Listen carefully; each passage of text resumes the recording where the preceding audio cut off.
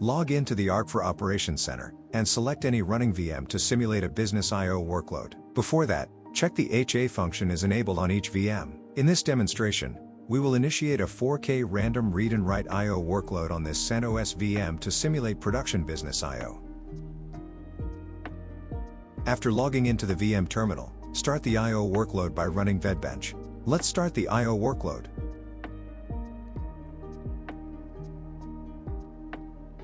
From the VM console, we can observe that the I/O is running normally.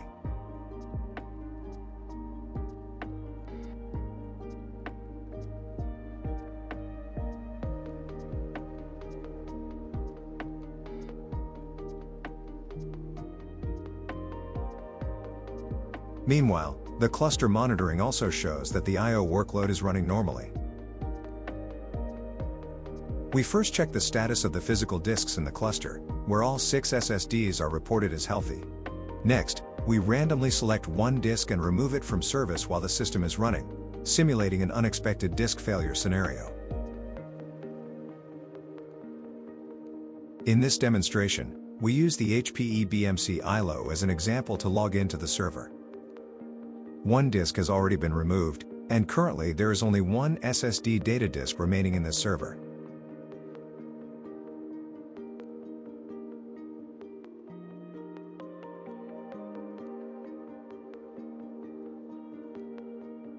In the Arcfra Operations Center, the removed disk is shown in an unhealthy state, and the system has automatically initiated data rebuilding.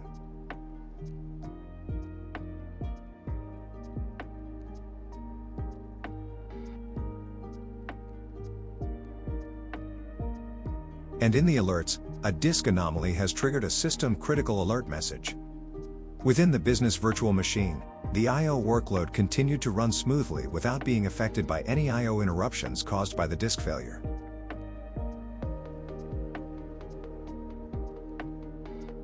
It can be observed in the Arcfra Operations Center that IOPS dropped as expected immediately after the disk failure, which triggered the system's data reconstruction. Once reconstruction was complete, IOPS gradually returned to normal levels. Throughout this period, the I/O workload of the service VM remained uninterrupted, and business operations were unaffected.